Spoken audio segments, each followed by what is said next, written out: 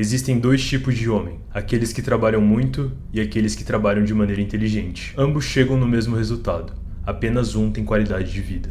A cada notificação e a cada nova aba aberta tira um pouco da nossa atenção. Estamos constantemente ocupados, mas será que estamos sendo realmente produtivos? Até mesmo o ato de ser produtivo se tornou uma coisa deturpada. As pessoas acreditam que para elas se tornarem produtivas, elas precisam fazer muitas coisas ao mesmo tempo. Ser produtivo nos tempos atuais não se trata de adicionar, e sim de remover. Vivemos em um mundo onde a quantidade supera a qualidade. O que poucas pessoas param para perceber é que fazer menos com mais profundidade tende a dar mais resultados do que fazer muito trabalho de forma aleatória. O paradoxo da escolha argumenta que muitas opções, ao invés de nos ajudar, acabam nos paralisando. E como sabemos, atualmente vivemos em um mundo onde estamos repleto de distrações e dopamina barata. Muitas vezes achamos que estamos sendo até mesmo produtivos quando estamos assistindo um vídeo na internet que tem relação com um tópico de desenvolvimento pessoal ou alguma coisa que a gente acredita que vai acabar nos ajudando de certa maneira. Essa é basicamente uma falsa sensação de produtividade. Se você está assistindo um conteúdo, você não está fazendo o que precisa ser feito. Se você está planejando, você também não está fazendo o que precisa ser feito. Se você está contando seus planos para alguém, você também não está fazendo o que precisa ser feito. Você só faz o que precisa ser feito quando você, de fato, faz o que precisa ser feito. Para ser sincero, não existe meio termo. É sempre 8 ou 80. Aproveitando que já estamos falando disso, qual foi a última vez que você se sentiu entediado? Hoje em dia, vamos ser sinceros. Quando você se sente entediado, o que você faz? Pega o seu celular. E se você não faz isso, você conhece alguém que faz. E isso é tão bizarro que acaba se tornando um looping e logo se torna um caminho neural no seu cérebro. Ou seja, você fica condicionado a sempre que você se sente entediado, você busca dopamina através do seu celular.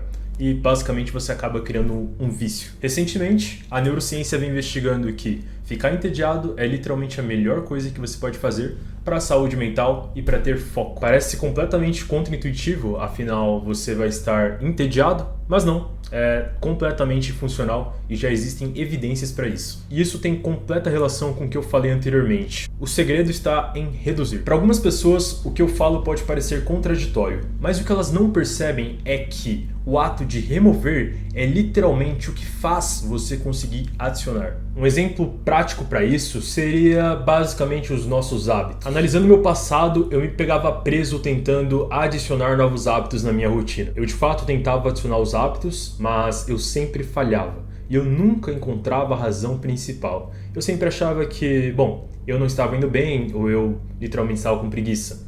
Mas eu não estava vendo a verdadeira raiz do problema. Você sabe por que isso acontecia? Porque basicamente eu não tinha consciência.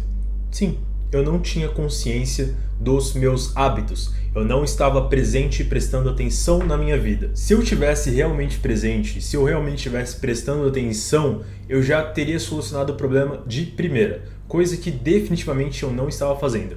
Entretanto, quando eu tive consciência, parei e comecei a analisar a minha vida, eu percebi que, ao invés de adicionar, eu deveria remover alguns hábitos. Porque só daquela forma eu iria conseguir progredir nos hábitos que eu queria e eu poderia remover hábitos ruins, hábitos que por consequência faziam eu acabar falhando nos novos hábitos que eu gostaria de adicionar. Isso sim é bizarro, porque para eu adicionar um hábito novo, por exemplo, o hábito de ir na academia, isso iria dar muito mais certo se eu removesse o hábito de, por exemplo, comer besteira ou de beber bebidas alcoólicas, porque basicamente esses dois hábitos são hábitos conflitantes, então a remoção de um literalmente seria a adição de outro. Então, basicamente, quando eu aprendi a remover, eu tive clareza para adicionar e assim eu consegui construir bons hábitos na minha vida.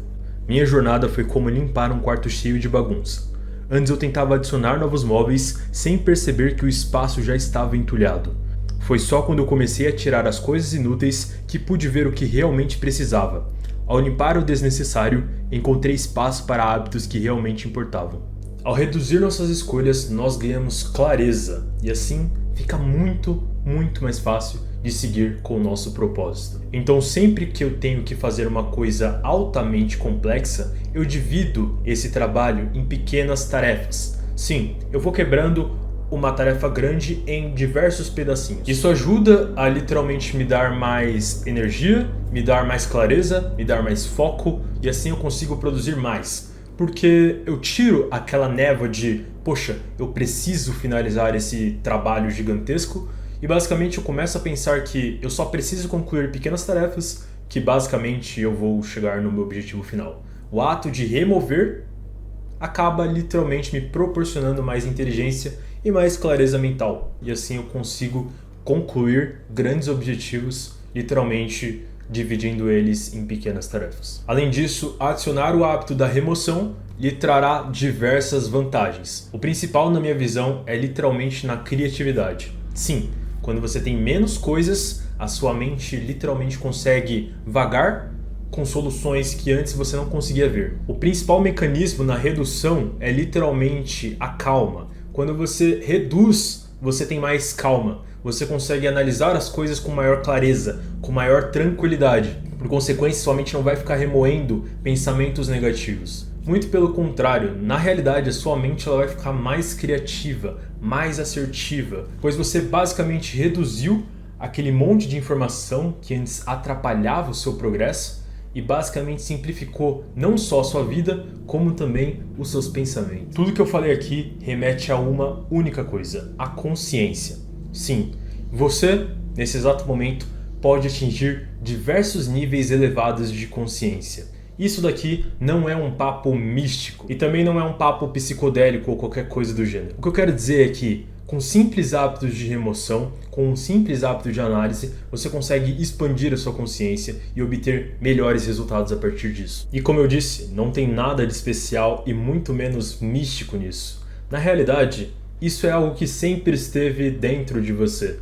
Você que basicamente acabou se esquecendo da essência. Esse não é nada mais, nada menos que o seu estado natural. Entretanto, você acabou se esquecendo disso porque o mundo está rodeado de distrações. Esse estado de consciência que eu tanto falo tem um nome. Na neurociência, esse estado de consciência tem um nome. O nome é estado de flow. O estado de flow é uma experiência mental, onde a pessoa está totalmente imersa e envolvida em uma atividade, com muito foco e prazeres intensos. Nesse estado, o tempo ele passa de maneira muito mais rápida. Eu vou citar um exemplo pessoal. Quando eu era pequeno e jogava videogame na casa dos meus amigos, eu lembro que a gente ficava tão entretido com aquele jogo que basicamente o tempo parecia passar muito rápido. Isso acontecia por dois fatores. O jogo era difícil, mas ao mesmo tempo nós conseguíamos jogar e completar as missões. Era literalmente o equilíbrio entre dificuldade e habilidade. O estado de flow só acontece quando a tarefa ela é desafiadora, mas ao mesmo tempo o indivíduo possui habilidades o suficiente para completar essa tarefa. Assim, basicamente você tem uma experiência muito agradável e basicamente acaba entrando nesse estado de consciência que chamamos de flow. E como eu disse anteriormente, o estado de flow ele é um estado científico. Embora algumas pessoas associam esse estado com estados espirituais. Na religião budista, por exemplo, algumas pessoas acreditam que esse estado de flow constante é basicamente um estado de iluminação. Então, diversas religiões também já abordavam o estado de flow de uma forma mais profunda. E sim, o estado de flow é altamente estudado e altamente benéfico se você procura concentração, foco e literalmente muita produtividade. Mas novamente, o estado de flow dificilmente está atrelado em muitas tarefas. O estado de flow é literalmente você pegar uma única coisa e fazer aquilo bem feito. Dessa forma você vai conseguir trabalhar de maneira mais performática, entregar trabalhos com maior qualidade e literalmente se tornar uma pessoa altamente melhor e altamente produtiva. E não, eu não sou a única pessoa que estou falando isso para você. E Steve Jobs, o criador da Apple, ele literalmente acreditava no seguinte: na visão dele, focar era literalmente dizer não a um monte de centenas de boas ideias. Escolher apenas uma ou duas coisas que de fato eram as mais extraordinárias. Então ele pegava essas duas ideias extraordinárias, removia aquelas que eram boas e basicamente focava toda a energia dele, com o time dele, naquilo que era excepcional. E às vezes, de fato, era muito difícil, mas para eles não importava. E bom, se isso deu resultado, eu não preciso nem falar, né? A Apple hoje em dia é referência e uma das maiores empresas de tecnologia. E basicamente essa ideia do Steve Jobs também tem um termo. Nós chamamos isso de essencialismo. O essencialismo, ele basicamente é uma filosofia onde você vive com apenas o essencial. E isso não está limitado apenas a objetos, ou seja, isso não é uma ideia minimalista, vou ter apenas coisas essenciais. Isso também tem relação com o mundo das ideias. O essencialismo, ele se expande para outros lugares. Basicamente, ele acredita que nós devemos ser essencialistas em tudo. Isso inclui o nosso pensamento. Por isso que pensar menos acaba sendo mais performático, entende? Então menos é mais. Isso de fato é muito bom, porque com coisas essenciais nós ganhamos tempo. E com o tempo você ganha poder de escolha. Por isso eu acredito que fielmente um trabalho bem feito não exige muitas horas, e sim um foco direcionado. Não estamos falando de trabalhar em diversas coisas por muitas horas. Não. Nós estamos falando em trabalhar em uma única coisa com muita profundidade e tendo os mesmos resultados, ou se não, tendo resultados superiores de quem trabalha muito, que é o caso da maioria das pessoas. Programar ou ser programado. Se você não programar a sua própria mente, alguém fará isso por você. Em um mundo de informações infinitas, ser seletivo sobre o que consome é um ato de autodefesa. As redes sociais são projetadas para você perder o seu tempo. O foco dessas redes é literalmente manter a sua atenção pelo máximo de tempo possível, fazendo que você perca a sua vida sem você ao menos perceber. Elas utilizam técnicas avançadas para literalmente te prender em um ciclo vicioso de conteúdo. Os algoritmos dessas redes literalmente trabalham da seguinte maneira: os conteúdos recomendados, eles são literalmente baseados em nossas interações passadas, assim criando uma bolha onde você ficará preso para o resto da sua vida, se você não tiver consciência disso. E o pior de tudo? Bom, quando você está numa bolha, a sua visão de mundo é limitada. E basicamente você perde a habilidade de pensar criticamente. É por isso que hoje em dia nós vemos o brasileiro cometendo diversas atrocidades com seu próprio dinheiro e com seu próprio tempo, não é mesmo? E por isso nós vemos diversos brasileiros infelizmente perdendo o seu tempo e dinheiro com apostas e outras porcarias que você consegue encontrar facilmente na internet. Deixar as redes sociais programarem sua mente é como deixar alguém escolher tudo o que você come. Se você não for seletivo, acabará comendo o que te oferecem, sem perceber que está preso a uma dieta que não te faz bem. Assim como escolher alimentos certos nutre o seu corpo, escolher as informações certas nutre a sua mente. Não deixe que os algoritmos decidam por você. Seja o chefe da sua própria mente. Muitas pessoas, infelizmente, vão acordar daqui 40 anos com uma vida completamente robótica, sem literalmente terem concluído nada de útil na vida delas, e vão se perguntar: o que eu fiz de errado? Em um ato desesperado, elas literalmente vão perceber uma coisa: que perderam a coisa mais importante da vida delas: o tempo. Nenhum dinheiro nesse mundo compra o tempo. E na minha visão, você não precisa ser mais uma dessas pessoas, porque, sinceramente, a gente já tem muitas pessoas nesse estado. Não seja mais uma. Imagine que você tivesse uma planilha onde literalmente fosse mostrado a você tudo o que você fez com a sua vida, onde você investiu o seu tempo. Você teria um setor de mente, teria um setor de corpo, teria um setor de trabalho, teria um setor de família e afins. Essa planilha definitivamente seria uma planilha de qualidade de vida. Você conseguiria ver aonde foi investido o seu tempo e se você está feliz com isso. Agora vamos ser sinceros. Você estaria feliz em ver essa planilha?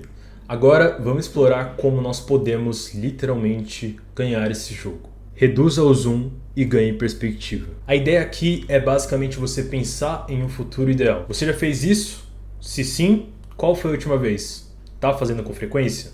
É literalmente você se imaginar aonde você quer estar. Se você quiser fazer isso com mais profundidade, você pode pegar um caderno, escrever, passar um tempinho analisando, mas é um exercício para você literalmente refletir sobre o que você quer se tornar. No final desse exercício, você vai basicamente fazer um contraste entre a sua vida atual e essa vida que você quer ter. E aí você vê se as coisas estão indo bem ou se estão indo mal. Aumente o zoom para ter clareza e agir com propósito. Diminua a quantidade de distrações em sua vida, trazendo seu foco de volta de forma consciente e habitual. A ideia aqui é literalmente aumentar fontes boas de dopamina e literalmente reduzir as fontes de dopamina barata. Nós devemos aumentar o sinal em relação ao ruído, o significativo em relação ao insignificante e o que tem sentido em relação ao que não tem sentido. Sendo sincero, você precisa sofrer se você quer dopamina cara. Mas essa dopamina é a dopamina que te faz literalmente evoluir. Eu não conheço uma pessoa nesse mundo que não sofreu para atingir resultados extraordinários. O sofrimento está completamente relacionado com evolução. Sofra e evolua. Mas eu tenho uma notícia para você. Se você está com medo de sofrer, fique tranquilo, pois com a dopamina barata você também vai sofrer. Só que você vai sofrer a longo prazo. A diferença com a dopamina barata é literalmente o seguinte: você vai conseguir o seu prazer a curto prazo, mas irá obter o sofrimento a longo prazo. É literalmente o oposto da dopamina cara. E sim, você vai sofrer e muito com a dopamina barata, mas será posteriormente a uma vida desperdiçada. Vai ser basicamente aquele caso dos 40 anos. Você quer aquilo? Eu espero que não. E lembre-se, dopamina não é uma coisa ruim. Ela é basicamente uma molécula. Dopamina não é uma coisa ruim. É basicamente a maneira de como você obtém e como você trabalha a sua dopamina. É literalmente isso. Ela é uma ferramenta. Ela é basicamente a molécula do comportamento humano. E ela explica por que nós agimos de certas maneiras. Algumas fontes de dopamina barata são redes sociais, jogos, gratificações instantâneas como drogas ilícitas ou lícitas. Fontes caras de dopamina estão geralmente atreladas com realizações de objetivos, aprendizados profundos e conexões significativas. E isso está atrelado com basicamente fazer o que precisa ser feito. Agora, finalize esse vídeo deixando seu like, comentando e faça o que precisa ser feito.